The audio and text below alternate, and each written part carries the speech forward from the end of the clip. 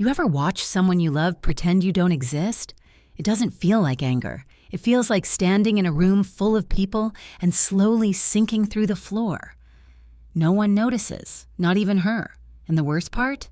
I thought I deserved it.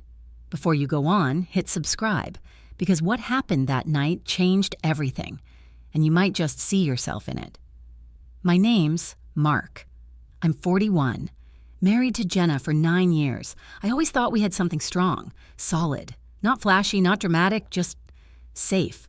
But safe can turn into silent, and silence can feel like being erased, one day at a time. Jenna used to be my best friend. She laughed loud, hugged tight, and loved harder than anyone I knew. But somewhere along the way, the light went out. Not all at once, just dimmer and dimmer, until I couldn't tell if she was still there or if I was just talking to her shadow. It started with distance. Her phone always in her hand, her laugh echoing from another room, her calendar booked with plans that never included me. I kept thinking it was a phase. Stress, work, life, something temporary. So I waited. And I gave her space. But space doesn't heal what's already rotting. That night, Jenna invited me to a party. She said it offhand, like she was telling me we were out of milk. You can come if you want, it's just some people from work. I should have known then. When your partner invites you like an afterthought, you're not really invited. You're tolerated. Still, I went. Put on the blue shirt she used to say, made my eyes pop, shaved, brought a bottle of red wine. Somewhere inside, I hoped. Maybe tonight she'll remember we used to be a we. When we arrived, she lit up like a chandelier, laughing, greeting people, hugging coworkers with that warm glow I hadn't seen in years. But not once did she say, "This is Mark, my husband." I stood behind her like a misplaced coat rack.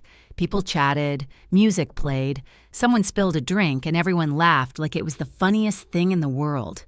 And I just stood there, holding a drink I didn't want, watching my wife ignore me in a room where I didn't belong. After 20 minutes of smiling at walls, I sat on the edge of a couch, alone, again. Then came her friend, Lena. I'd met her maybe once or twice. Petite, sharp-eyed, always seemed kind, but never talked much. That night, she walked straight up to me and said, "You okay?" I blinked, unsure if she was talking to me. "You look like someone just canceled Christmas," she added, sitting beside me. I smiled weakly. "I'm just taking it all in." She tilted her head. "You mean your wife pretending you're not here?"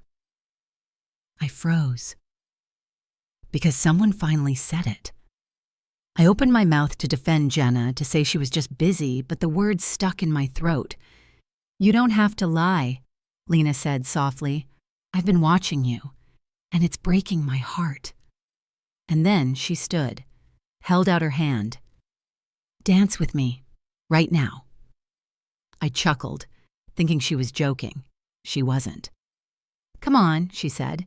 "You deserve to feel seen. Just for a minute." I took her hand. Don't ask me why. Maybe I was desperate. Maybe I just wanted to feel human again. She led me into the center of the room, where a few couples swayed to an old throwback song. It wasn't romantic. It wasn't sexy. It was kind. She didn't flirt. She didn't lean in. She just held my hand and smiled like I mattered. And for the first time in years, I felt like I did. I glanced over once. Jenna stood by the kitchen, mid-conversation. She saw us, and I saw her see us. Her jaw clenched. Her glass froze halfway to her lips. She turned away. That was the moment. Not because I wanted to make her jealous, not because I was trying to get even, but because it hit me. She didn't see me until someone else did, and even then, only with resentment. I thanked Lena after the dance. She smiled and walked away, melting back into the crowd like she hadn't just shaken something loose in me. We left the party in silence. In the car, Jenna said nothing, just scrolled on her phone, chewing her lip like she always did when she was annoyed. But something inside me had changed. I didn't feel the need to apologize. I didn't feel the urge to explain myself. I just stared out the window, thinking about a hand that reached for me, not out of romance, but out of decency. That night, I lay awake next to a woman who hadn't touched me in weeks, and I thought, what am I still doing here? Over the next few days, I started seeing everything more clearly. Her indifference wasn't an accident, it was a choice. And I had been choosing to stay. Lena sent me a message that Monday.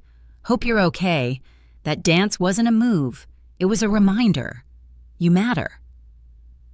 I stared at those words for 10 minutes. Because no one had said anything like that to me in a long, long time, I haven't left Jenna. Not yet. But I've started packing pieces of myself that I want to keep. The self-respect, the hope, the man who wants to be loved out loud. And I know this. It only takes one honest moment to wake up. One dance, one hand, one kind voice saying, I see you. And now I see myself too.